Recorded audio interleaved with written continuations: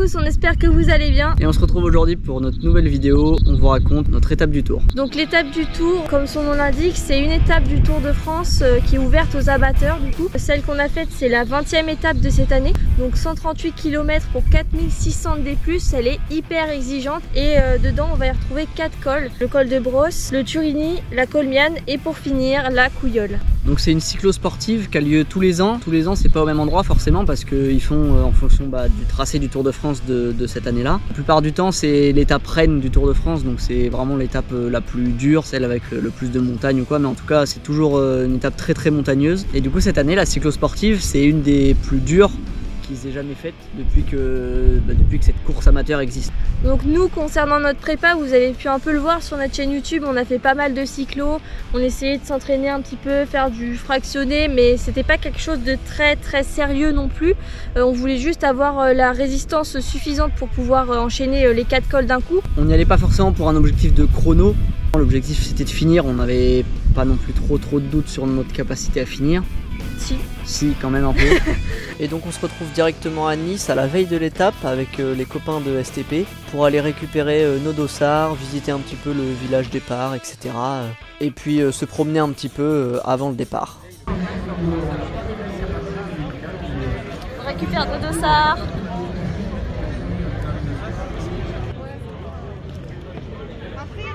Ouais, même pas ton numéro de dossard, c'est trop triste.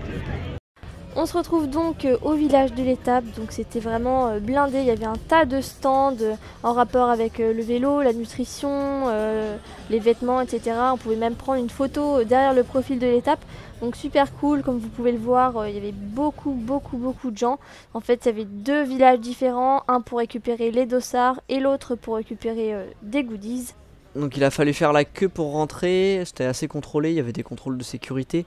Et dans le deuxième village, il y avait aussi ce mur des noms là, donc c'était un gigantesque mur avec le nom de tous les inscrits. Donc on s'est évidemment amusé à chercher le nôtre comme tout le monde. Il y avait aussi un écran géant, on a pu voir un peu l'étape du jour. Pour ce qui est des goodies, on a pu aller chercher du coup un petit sac à dos avec 2-3 barres dedans, vraiment rien de fou, hein. Le sac à dos est sympa, mais c'est vrai qu'au niveau des goodies, c'était assez léger. On se retrouve ensuite chez les amis avec lesquels on roule en Normandie. Ils avaient un appartement pas loin du village, donc on en a profité pour y accrocher nos dossards, voilà le petit sticker avec le profil de l'étape, et puis voilà. Hop, c'est parti pour accrocher le dossard sur le maillot.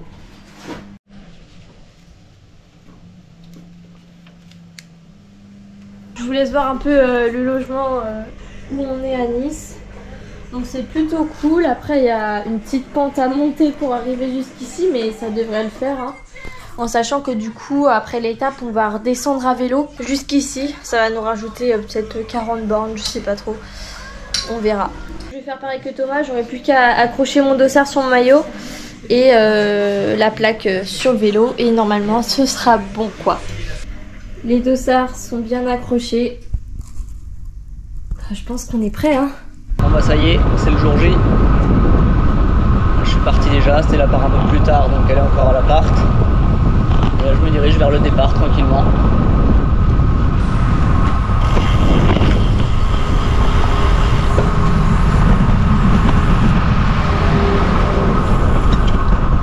Du coup on avait à peu près 5 ou 6 km pour rejoindre le départ et les sas.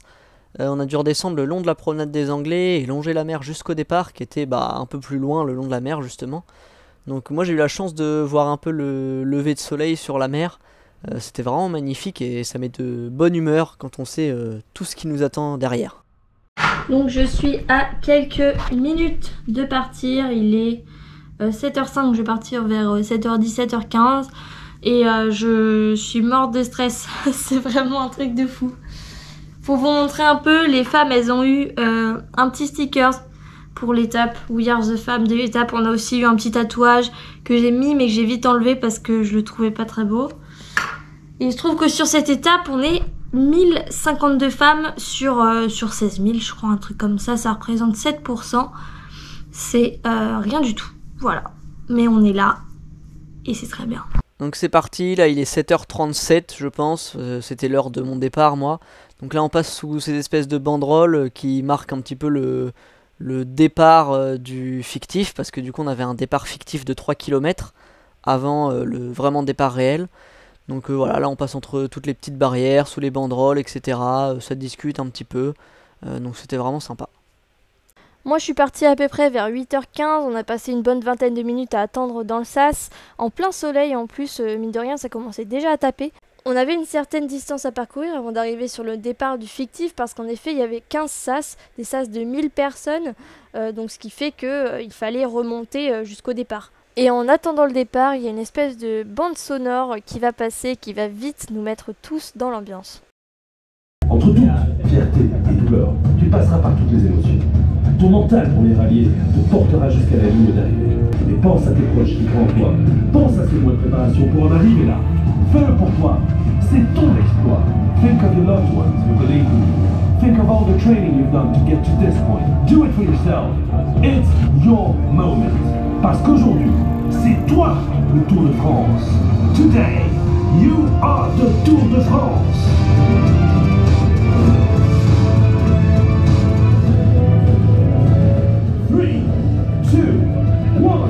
Let's go! Le Tour de France est en toi. L'esprit du Tour de France est en toi qui t'amène jusqu'au sommet de la Couillole. Allez, le coureur du cœur. Go now, hurry up now, let's go! Have a good time, passez une très belle journée, elle va être exceptionnelle aujourd'hui. Allez, la République tchèque. Allez, Stella. Bon, donc moi ça y est, je suis dans le départ fictif. On commence à rouler un petit peu, donc là pour l'instant ça roule vraiment tranquillement, il n'y a pas trop encore de gros groupes qui se forment, on est un petit peu éparpillé, mais voilà, c'est vraiment tranquille, ça part vraiment doucement, on discute, ça parle, ça fait coucou, voilà, on voit le gars juste devant moi qui fait coucou, et puis voilà, pour l'instant c'est vraiment bonne ambiance. Alors moi en plus j'ai eu la chance de pas partir tout seul dans mon sas. J'étais avec un copain de STP justement, et puis un autre copain de Caen aussi, qui était là et qui s'est retrouvé aussi dans le même sas que moi, donc du coup ça m'a permis de, justement sur cette partie de départ tranquille, et puis même sur le début de l'étape, de pouvoir avoir un peu de compagnie et pouvoir discuter gentiment quoi. Donc là ça y est, c'est parti, le départ réel a enfin été donné. On voit juste devant moi justement Antoine de STP. Donc on est parti ensemble, on est parti vers le milieu du sas à peu près. Donc là l'objectif c'était d'essayer de remonter un petit peu tant que c'était assez plat et roulant, pour essayer de remonter un maximum de gens, alors sans pour autant se mettre dans le rouge évidemment, parce qu'on sait très bien que ce qui nous attend derrière ça va être assez costaud. Mais voilà, on prend un peu de plaisir à rouler vite en peloton, surtout moi ça faisait longtemps que j'avais pas roulé en peloton, donc voilà, vélo plaisir. Et moi, comme vous pouvez le voir, c'est vachement différent. Je suis solo. Voilà, je galère un petit peu à trouver un groupe. Ça va se faire par la suite, mais voilà, c'est vraiment différent. On n'est pas du tout parti en peloton, vu que moi, je suis partie en queue de sas, en fait. Donc voilà, je lutte un peu pour trouver des gens avec qui rouler dès le début. Et je me dis, bon, ça commence bien. Ah bah nickel. Bon courage. Merci, toi aussi. Donc ça c'est un gars qui a reconnu le maillot avec lequel je roulais et qui a décidé de passer un petit bonjour au canet. Donc c'était vraiment cool de pouvoir rencontrer des gens sans les connaître au final. Il y a 2 ou 3 personnes mine de rien qui m'ont reconnu de la chaîne YouTube grâce à mon vélo je pense. Donc franchement ça a reboosté de voir des gens comme ça. Donc là on est déjà dans les premières pentes de l'étape. Alors c'est une montée qui n'est pas répertoriée, normalement la première elle commence que au bout de 20 km. Mais en fait dans les 20 premiers kilomètres il y a déjà donc, le col de Nice, donc c'est la montée dans laquelle on est là. C'est 10 km de faux plat montant depuis Nice, et les 5 derniers kilomètres ils sont à 5% pratiquement. Donc c'est pas très dur, mais ça monte déjà, et surtout que après on enchaîne directement avec le col de Brosse sans répit en fait. Donc là il y a déjà un premier tri qui commence à s'effectuer, ceux qui sont un peu plus lents ou qui veulent vraiment garder sous la pédale reculent un petit peu, et puis ceux qui sont un petit peu meilleurs grimpeurs commencent déjà à remonter un petit peu. Iron Human de la chaîne YouTube. Ouais. Hein, stylé. Bah ouais, toi. Ah, je suis un peu triste, je me suis inscrit à une première Iron au sable l'année prochaine. Ah, le vidéo ça va être chaud. Ouais, bah oui, ça doit être la carte bancaire, je encore là. Ah là, ça fait mal, hein. Putain. Petite discussion avec des youtubeurs plus connus, et puis l'ascension continue jusqu'en haut du col de Nice. C'est vrai que ça surprend de voir le panneau col de Nice, tu te dis bah je viens de monter un col alors que je suis même pas encore au premier col répertorié de la sortie. Donc ça fait un peu bizarre. Et donc on part sur une petite descente sympa au milieu des villages pour rejoindre cette fois-ci le col de Brosse. Et pour ça, c'est Christian Prudhomme en personne qui va vous le présenter. Le col de Brosse, la première difficulté, c'était évidemment quelque chose de fort, avec ses lacets magnifiques. Col de Brosse qui était un classique du Tour de France il y a 100 ans, tombé en désuétude, et c'est depuis le début des années 60, il n'avait plus été mis au programme du Tour de France. Bon, merci Christian pour ces explications. Alors effectivement, col de Brosse, donc première vraie montée répertoriée de la journée. Moi je continue un peu dans mon effort dans la continuité du col de Nice. J'avais commencé à remonter pas mal de gens, donc voilà, là je continue, je remonte. J'essaie de me caler sur mes watts et puis voilà. Donc pour moi ça a été une montée qui était super jolie, on était en gros peloton, hein. Franchement j'ai pas l'habitude d'être dans des cols avec autant de gens, mais bon là c'est dû au nombre de participants évidemment, et donc c'était plutôt sympa de commencer cette cyclo avec ce gros peloton. Il y a toujours un peu cette incertitude de est-ce que j'en mets trop, je vais me cramer, est-ce que j'en mets pas assez, mais vraiment il faut pas se poser de questions et aller à son rythme jusqu'en haut. Bon, à ce moment-là, ça va encore bien, on est encore tout frais du départ, tout excité de la sortie, les watts elles ont pas de mal à sortir, donc là vraiment aucun problème pour passer ce col-là qui était vraiment très sympa. Très sympa, mais avec quand même des parties vraiment plus difficiles, hein. Il était assez régulier, mais il y avait tout de même des passages assez pentus, donc il fallait pouvoir se mettre en danseuse et être plus en force. L'ascension continue, alors il fallait des fois se frayer un chemin pour passer. Bon là ça va, j'ai un boulevard devant moi, mais c'est vrai que des fois avec la densité, il fallait faire un petit peu de slalom. Et on voit voilà, les vues magnifiques, donc là au loin on voit Nice et la mer. Et puis on voit également là-bas au loin les fameux lacets du col de Brosse, alors qui étaient vraiment très beaux vu de loin comme ça, c'était vraiment magnifique. Surtout que on voyait encore tout un tas de cyclistes qui montaient, une belle file, c'était vraiment très beau à voir. Et puis ça y est, on arrive enfin au sommet. Moi je perds pas de temps à essayer de m'arrêter ou quoi, j'avais encore largement assez d'eau etc. Donc je bascule directement, je vais dans la descente et puis j'essaye de pas trop perdre de temps plus que ça. Il y a le premier ravito mais flemme de m'arrêter, il y avait trop de monde. C'est maintenant à mon tour d'arriver en haut du col de Brosse et on va aller voir ce qui se passe au niveau du ravito. À la suite de cette montée, j'ai déjà plus d'eau dans mon premier bidon, donc je me dis ravitaillement liquide, je vais remplir mon bidon. Mais comme vous pouvez le voir, c'est un gros bordel, tu peux même pas passer. J'ai dû lutter pour qu'on me remplisse mon bidon, voilà, j'étais là à tendre la main. Merci. Merci. En espérant qu'on remplisse mon bidon, donc voilà, j'ai essayé de faire ça rapidement pour partir de là le plus vite possible, parce que là vraiment c'était un sacré bazar. C'est parti pour la descente et comme on va le voir juste là, premier virage, y a déjà un mec qui a fait un tout droit et qui est passé par-dessus la barrière. Bon, ça refroidit un petit peu, c'était vraiment le tout premier virage de la sortie. Bon bah voilà, tant pis pour lui, il aura fait juste un col et puis basta. Tant pis pour lui, c'est un peu méchant, mais c'est vrai qu'une erreur est vite arrivée. On n'a pas tous l'occasion de s'entraîner sur des routes de montagne, et puis même ceux qui s'y connaissent le plus peuvent faire une erreur et chuter. Donc c'est pour ça qu'il faut faire attention à ses propres trajectoires, mais également à celles des autres pour éviter, encore une fois, de partir à la faute.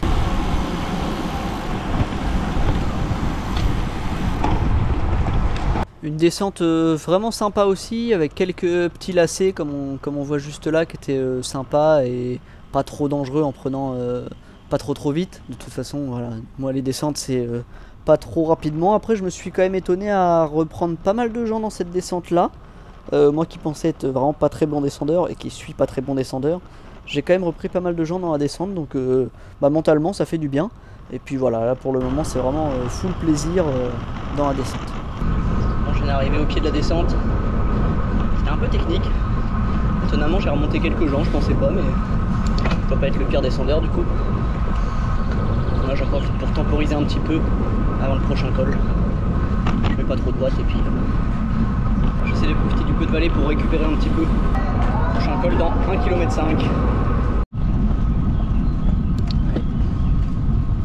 C'est parti, deuxième col de la journée. Le Turini ensuite, on part son versant le plus long, le col de Turini, c'est un col de légende du Tour de France, mais aussi naturellement du rallye Monte-Carlo. Bon, donc col de Turini, 20 km, c'est la montée la plus longue qu'on aura à faire aujourd'hui, ou en tout cas la montée répertoriée la plus longue. Et pendant ce temps-là, chez Stella. Donc début de Turini, voilà, il commence à pleuvoir. Je me dis oh là là, il va pleuvoir pendant toute la montée là, c'est pas possible. J'avais déjà les cuisses trempées, etc. J'avais déjà bien transpiré du début de la montée. Alors là, ça c'est vraiment un chaud-froid. Vraiment, les sensations étaient pas terribles sur ce début de montée, mais ça va s'arrêter par la suite. Pour ma part, le début de montée était beaucoup plus sympa. Moi, il faisait encore assez beau, presque même chaud. J'ai réussi à prendre la roue d'un gars là qui est juste devant. On a fait une bonne partie de montée ensemble et du coup voilà, ça m'a permis d'être tranquillement dans la roue, pouvoir profiter des paysages et puis voilà, monter tranquillement au train sans faire trop d'efforts. Et puis on est allé comme ça, il me semble, jusqu'à peu près au deuxième ravito qui se trouvait au milieu de la montée à peu près. On arrive bientôt au deuxième ravito, je pense que je vais pas m'arrêter non plus. Au moins je serai plus léger dans la montée avec mes bidons à moitié remplis. Et puis le prochain il est au pied de la descente, donc je m'arrêterai plutôt à celui d'après encore. J'ai encore à manger et à boire pour l'instant. Là, ravito, ça skip.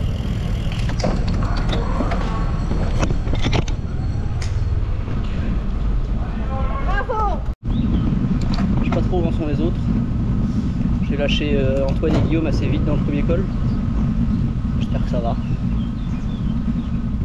J'espère que Stella ça va aussi. Moi ça allait plutôt bien, même si la longueur du col commençait à se faire ressentir dans les jambes. C'est vrai que normalement tu fais 1 ou 2 cols de 20 bornes, mais t'en fais pas 4 dans ta sortie. Donc il faut faire attention, il faut doser, et même quand t'en fais qu'un seul, ça pèse. Le col de Turini, c'est au niveau du paysage celui que j'ai le plus aimé. Également en termes de difficulté, il était assez roulant, il y avait quelques supporters sur le bord des routes. Salade tomate oignon, c'est après, c'est à la fin. Bravo. L'avantage c'est qu'à l'allure à laquelle on monte, on a vraiment le temps de profiter des paysages. Alors c'est pas les plus beaux paysages qu'on ait vus, on a fait des cyclos en Espagne qu'on a trouvé vraiment beaucoup plus jolis que celle-là. Mais bon, après ça reste quand même des très beaux paysages de montagne, on va pas se mentir. Et du coup pour ce qui est de la pluie, alors moi je l'ai prise beaucoup plus tard que Stella du coup, vu que j'avais de l'avance. Moi je l'ai prise pratiquement au sommet du Turini en fait. Il devait rester 2 ou 3 km il me semble. C'était vraiment pas de la grosse pluie, mais juste 2-3 petites gouttes histoire de rafraîchir un petit peu. Alors ça a fait du bien, mais ça m'a inquiété un petit peu quand même parce que je pensais à la descente et je me suis dit si la descente est mouillée, ça va risquer d'être un peu technique. Surtout que je savais que la descente du Turini c'était la descente la plus technique, donc elle allait déjà me poser le plus de problèmes. Allez.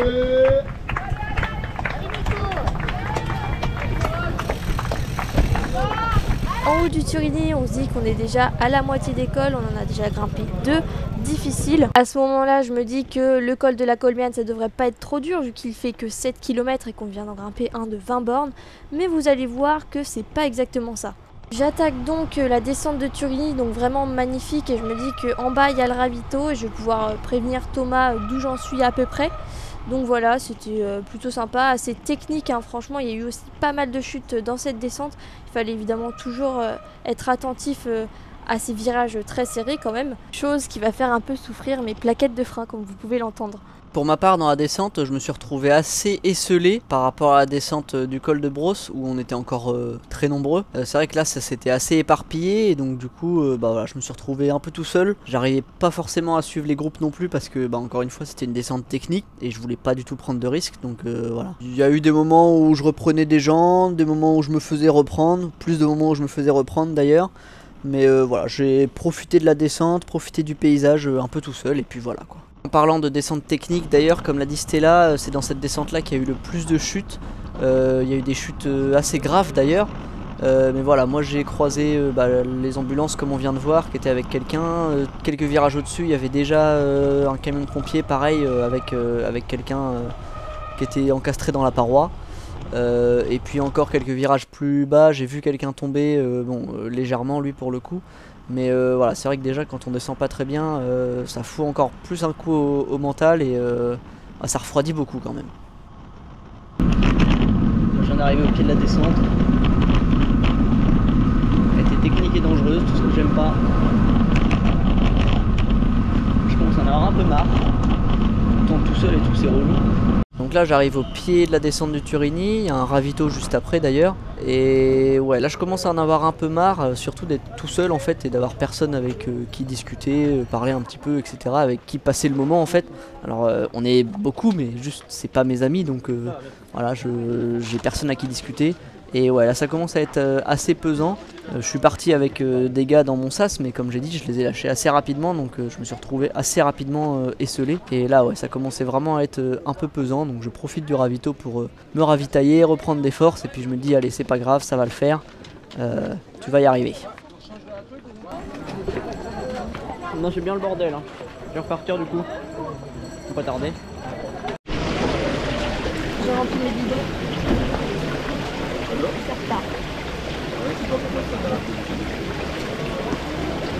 J'en profite pour m'étirer un peu, c'était toujours un peu le bazar pour garer son vélo, donc j'étais je crois à côté d'une poubelle.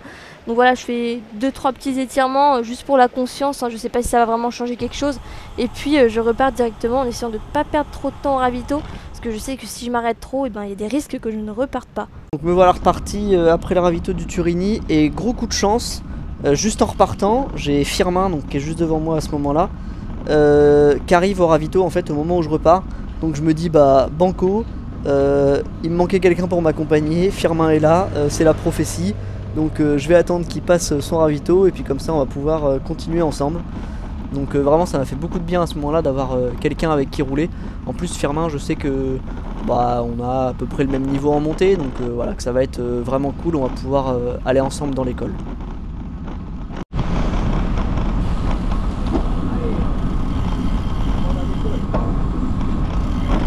Enfin le vrai début de la montée.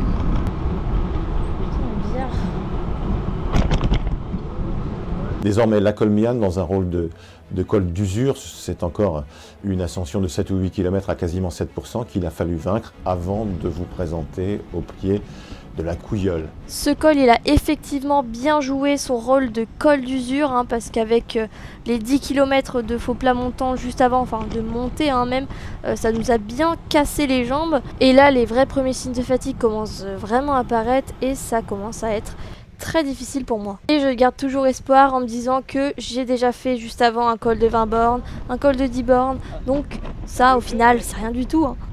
Et moi, deuxième coup de chance, je viens juste de retrouver Firmin et dans la montée on retrouve Christopher en plus. Donc on va faire toute la montée à 3 et ça pour le coup ça va être vraiment cool. On va pouvoir discuter un petit peu, etc. Ils étaient dans le même cas que moi, à être tout seul un petit peu depuis le début. Donc voilà, vraiment sympa cette montée tous les trois. Même si elle nous a quand même bien fait mal aux jambes. Plus ça va, plus on se rapproche du col final, la Couilleule. Moi j'avais que ça en tête quand j'ai vu ce panneau disant qu'il restait qu'un seul kilomètre. Je me suis dit après c'est la Couilleule, c'est le dernier, voilà, il va falloir tout donner. Ça y est, juste après le rond-point, c'est le sommet de la Colmiane. Il y a un ravito, donc on va pouvoir faire une petite pause, remplir les bidons et puis manger un bout pour aller ensuite jusqu'à l'arrivée.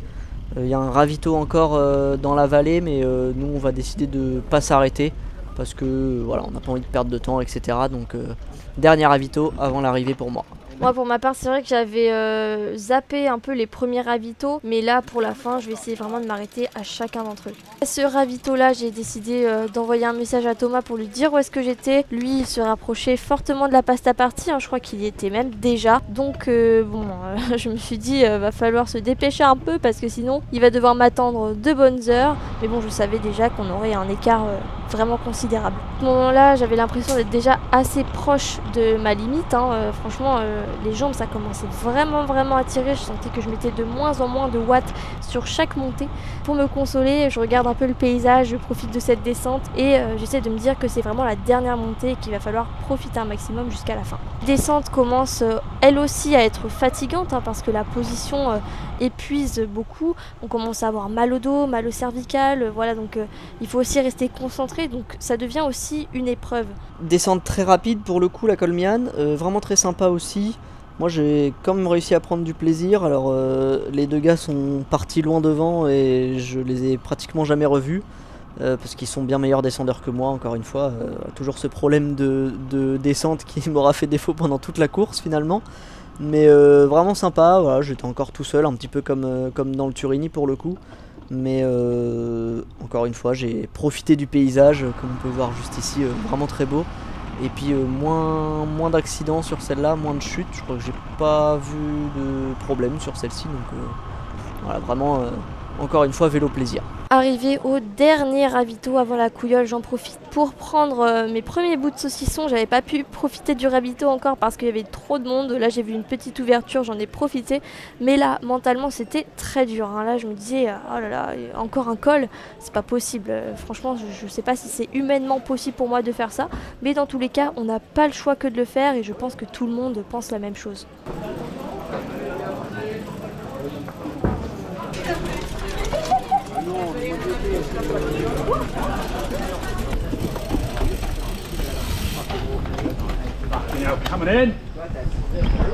Donc ça y est, on arrive dans le boss final, encore une fois présenté par notre ami Christian. La Couilleule, 15 km de pente, c'est homogène, autour de 7 ou 8%, mais 15 km encore pour réaliser ce fameux défi. Là, ça commence à faire vraiment mal aux jambes, hein. On essaye de former des petits groupes, mais c'est un peu compliqué. La lenteur se voit même à l'écran, là c'était terrible franchement, comment j'allais tenir 15 km comme ça, voire 16 km presque, c'était très compliqué, je savais que ça allait être très long et voilà, vraiment ça c'était que au mental. Bon là comme on peut le voir à ma tête, effectivement c'était vraiment dur, en plus il n'y avait pas de public, rien du tout pour nous encourager et il y avait un silence mais étouffant, personne disait un mot, il n'y avait pas un bruit. Tout le monde était vraiment dans le même état de fatigue extrême. Encore 11 km 5 pour le sommet, en train de caler complet. Et ça faisait vraiment un espèce de cortège funéraire qui montait le col, c'était vraiment très très étrange comme ambiance. La position aérodynamique à 12 km/h, vous vous doutez bien que c'est pas du tout pour essayer d'aller plus vite, hein, mais là c'était vraiment, j'avais besoin de me détendre le dos, détendre les muscles, etc. Les articulations, j'avais tout qui commençait à congestionner, ça faisait vraiment mal. Donc voilà, j'essayais de me mettre dans toutes les positions possibles et imaginables pour essayer de me détendre au maximum. Allez, 5. J'ai jamais été aussi proche de l'arrivée. Allez, 4. 3 bornes. J'en veux plus. Enfin, la tant attendue flamme rouge, l'arche qui annonce les 1 km. Donc il reste plus que 1 km, ça y est, c'est fini. Je vais mettre mes dernières forces pour essayer de passer la ligne le plus vite possible. Et enfin. 700 mètres.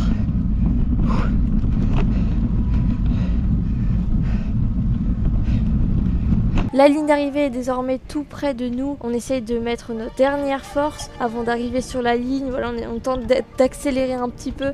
Et enfin, après toute cette souffrance depuis ces longues dernières heures, la délivrance, enfin la ligne d'arrivée. Pour ma part, j'essaye un peu d'accélérer pour les caméras, pour le public, mais en vrai, je n'ai plus rien. Et de toute façon, ça se voit très bien que je suis aussi lente qu'un escargot. Je passe enfin cette ligne. Et là, j'ai qu'une envie, c'est de m'arrêter et d'aller retrouver les copains et Thomas, quoi. Et voilà, après la ligne, enfin, on nous remet la médaille de finisher. Celle-là, on l'aura pas volée, je pense, bien méritée pour tous ceux qui auront fini l'étape. C'était vraiment pas facile. Ouais, franchement, un grand bravo à tous ceux qui ont fini. On sentait très bien que dans le dernier col, l'ambiance était vraiment morbide, quoi. Il n'y a plus personne qui parlait, tout le monde souffrait, on entendait juste la respiration des uns et des autres.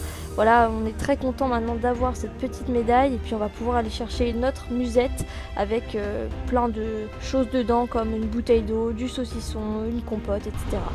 Mais alors après la ligne, la journée n'est pas finie. Moi j'ai récupéré Christopher juste sur la fin, donc on s'est attendu juste après la ligne. Et il fallait redescendre de 7 km pour rejoindre le village arrivé et aller chercher la pasta party. Donc voilà, là on est parti dans la descente pour aller manger un repas bien mérité. Let's go. Allez, hein. Ressentez, on vous écrit pas vite. Ça se fait plaisir avec la bière, mais rappelez-vous qu'à ce moment, moi je suis toujours bloquée dans la Couilleule en train de souffrir et en train d'être à deux doigts de poser le pied au sol. On a remarqué que là-haut ça se rafraîchissait un peu, alors on a décidé d'utiliser une technique un peu à l'ancienne avec un bout de carton pour se réchauffer dans la descente. Au final ça aura tenu 20 minutes, mais ça nous aura quand même bien servi. Bon donc effectivement, comme disait Stella en début de vidéo, la journée n'est pas finie pour nous, loin de là. C'est bien mignon d'être monté jusqu'en haut de la Couilleule, mais maintenant il faut redescendre à Nice. Et donc une fois l'équipe au grand complet, il était plus que temps de rentrer, il était déjà pratiquement 19 h il me semble quand on a commencé à descendre. Alors pour le coup la descente valait vraiment le coup, pour moi c'était un des plus beaux paysages qu'on ait vu de la journée. Alors c'est dommage, ça faisait pas partie de la course, mais j'ai trouvé vraiment ça magnifique cette descente là dans les espèces de petits canyons, c'était vraiment super beau. Alors il a fallu batailler et slalomer un peu entre les voitures, surtout au début et puis après cette partie de descente une fois revenu dans la vallée. Parce qu'il y avait énormément de monde qui rentrait à Nice en voiture évidemment, donc ça bouchonnait vraiment beaucoup. À ce moment là on s'est dit qu'on était presque plutôt chanceux de rentrer à vélo, même si évidemment on était tous bien cramés.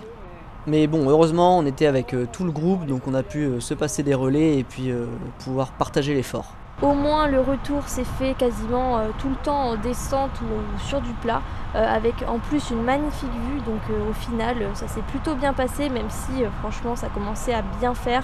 Ça faisait vraiment longtemps qu'on était sur le vélo, on voulait vraiment se poser, mais voilà, ça l'aura bien fait quand même. On peut même voir sur cette image les séquelles que l'étape du Tour a laissées sur certains d'entre nous. C'était super dur cette petite sortie vélo là. Ouais. On va rentrer à Nice, il nous reste 2,5 km de montée pour rentrer à l'appartement. Ça va faire mal mais pas le choix. Ça y est, on arrive. Ouais, vraiment pourri leur ravito. Je suis un peu dépité. Au final, on aura réussi à rentrer chez nous sains et saufs, les jambes bien en vrac, hein, pour être honnête. Ouais, vraiment bien en vrac, ça fait une grosse journée de vélo avec presque 225 km il me semble. Donc là il était vraiment temps que ça se termine et on était bien content de rentrer. Et donc c'est sur ce retour à l'appartement pour un repos bien mérité que se termine notre étape du Tour 2024. On espère que la vidéo vous aura plu, n'hésitez pas à nous dire ce que vous en avez pensé en commentaire et comment s'est passée votre étape à vous si vous l'avez faite. Pensez également à vous abonner pour suivre nos aventures et soutenir la chaîne, et on se retrouve très bientôt pour une prochaine vidéo. Et sur ce, à la prochaine.